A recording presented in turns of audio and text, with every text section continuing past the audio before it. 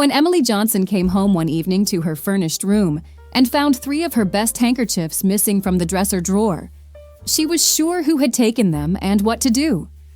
She had lived in the furnished room for about 6 weeks, and for the past 2 weeks she had been missing small things occasionally. There had been several handkerchiefs gone, and an initial pin which Emily rarely wore, and which had come from the 5 and 10. And once she had missed a small bottle of perfume and one of a set of china dogs. Emily had known for some time who was taking the things, but it was only tonight that she had decided what to do.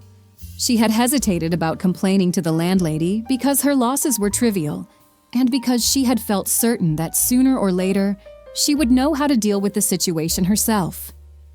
It had seemed logical to her from the beginning that the one person in the rooming house who was home all day was the most likely suspect. And then, one Sunday morning, coming downstairs from the roof, where she had been sitting in the sun, Emily had seen someone come out of her room and go down the stairs, and had recognized the visitor. Tonight, she felt, she knew just what to do. She took off her coat and hat, put her packages down, and while a can of tamales was heating on her electric plate, she went over what she intended to say. After her dinner, she closed and locked her door and went downstairs. She tapped softly on the door of the room directly below her own, and when she thought she heard someone say, "Come in," she said, "Mrs. Allen?" Then opened the door carefully and stepped inside. The room, Emily noticed immediately, was almost like her own. The same narrow bed with the tan cover, the same maple dresser and armchair. The closet was on the opposite side of the room, but the window was in the same relative position. Mrs. Allen was sitting in the armchair.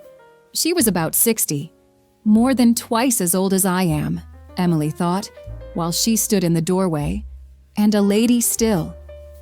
She hesitated for a few seconds, looking at Mrs. Allen's clean white hair and her neat dark blue housecoat before speaking. "Mrs. Allen," she said, "I'm Emily Johnson." Mrs. Allen put down the woman's home companion she had been reading and stood up slowly. "I'm very happy to meet you," she said graciously. "I've seen you, of course, several times and thought how pleasant you looked. It's so seldom one meets anyone, really." Mrs. Allen hesitated.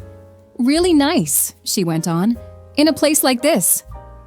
"I've wanted to meet you too," Emily said. Mrs. Allen indicated the chair she had been sitting in.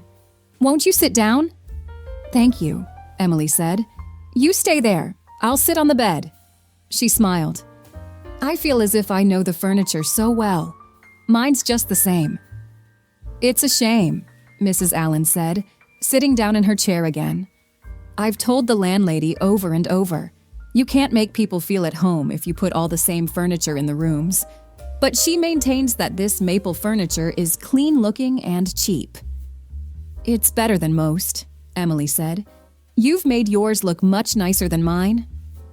"I've been here for 3 years," Mrs. Allen said. "You've only been here a month or so, haven't you?" "6 weeks," Emily said. "The landlady's told me about you. Your husband's in the army." "Yes, I have a job here in New York." "My husband was in the army," Mrs. Allen said. She gestured at a group of pictures on her maple dresser. "That was a long time ago, of course. He's been dead for nearly 5 years." Emily got up and went over to the pictures. One of them was of a tall, dignified-looking man in army uniform. Several were of children. "He was a very distinguished-looking man," Emily said. "Are those your children?"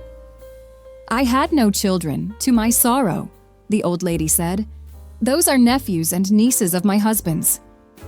Emily stood in front of the dresser, looking around the room. "I see you have flowers, too," she said. She walked to the window and looked at the row of potted plants. "I love flowers," she said. "I bought myself a big bunch of asters tonight to brighten up my room, but they fade so quickly." "I prefer plants just for that reason," Mrs. Allen said. "But why don't you put an aspirin in the water with your flowers? They'll last much longer." "I'm afraid I don't know much about flowers," Emily said. "I didn't know about putting an aspirin in the water, for instance."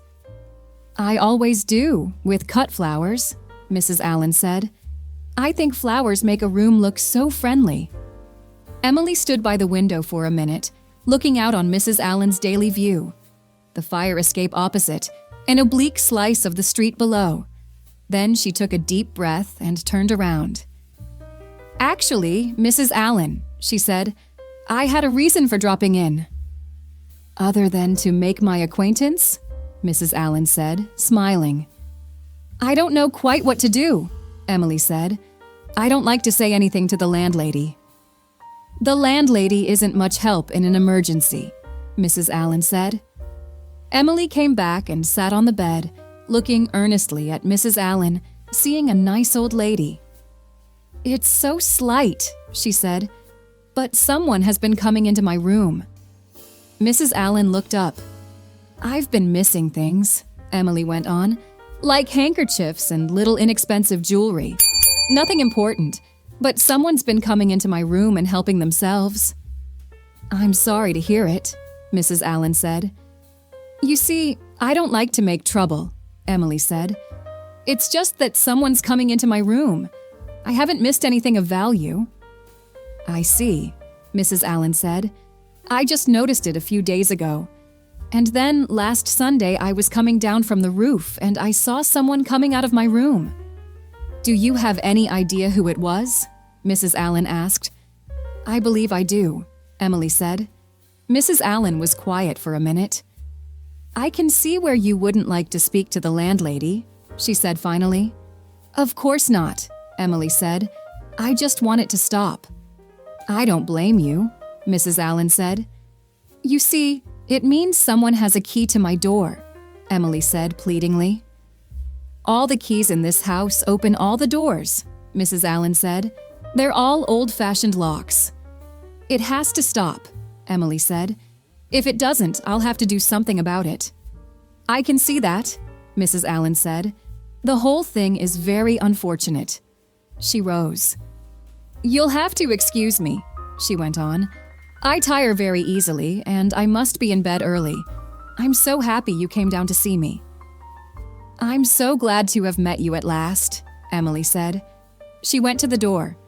"I hope I won't be bothered again," she said. "Good night." "Good night," Mrs. Allen said. The following evening, when Emily came home from work, a pair of cheap earrings was gone, along with 2 packages of cigarettes which had been in her dresser drawer. That evening, she sat alone in her room for a long time, thinking. Then she wrote a letter to her husband and went to bed. The next morning, she got up and dressed and went to the corner drugstore, where she called her office from a phone booth and said that she was sick and would not be in that day. Then she went back to her room. She sat for almost an hour with the door slightly ajar before she heard Mrs. Allen's door open and Mrs. Allen come out and go slowly down the stairs.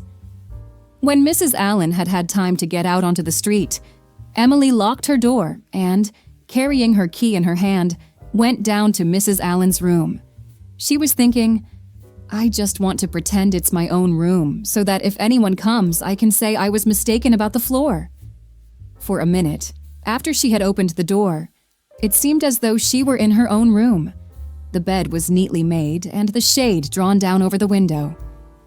Emily left the door unlocked and went over and pulled up the shade. Now that the room was light, she looked around. She had a sudden sense of unbearable intimacy with Mrs. Allen and thought, "This is the way she must feel in my room." Everything was neat and plain. She looked in the closet first, but there was nothing in there but Mrs. Allen's blue house coat and 1 or 2 plain dresses. Emily went to the dresser. She looked for a moment at the picture of Mrs. Allen's husband, and then opened the top drawer and looked in. Her handkerchiefs were there, in a neat small pile, and next to them, the cigarettes and the earrings. In one corner, the little china dog was sitting. "Everything is here," Emily thought, all put away and very orderly. She closed the drawer and opened the next 2. Both were empty. She opened the top one again. Besides her things, the drawer held a pair of black cotton gloves, and under the little pile of her handkerchiefs were 2 plain white ones. There was a box of Kleenex and a small tin of aspirin. For her plants, Emily thought. Emily was counting the handkerchiefs when a noise behind her made her turn around. Mrs. Allen was standing in the doorway, watching her quietly. Emily dropped the handkerchiefs she was holding and stepped back. She felt herself blushing and knew her hands were trembling.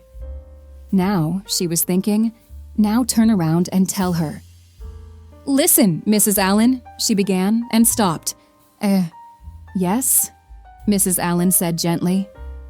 Emily found that she was staring at the picture of Mrs. Allen's husband. Such a thoughtful-looking man, she was thinking.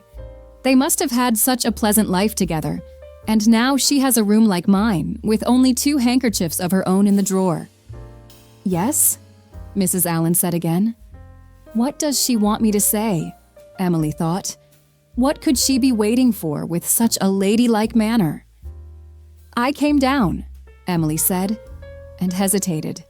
My voice is almost ladylike too, she thought. "I had a terrible headache and I came down to borrow some aspirin," she said quickly. "I had this awful headache, and when I found you were out, I thought surely you wouldn't mind if I just borrowed some aspirin." "I'm so sorry," Mrs. Allen said, "but I'm glad you felt you knew me well enough."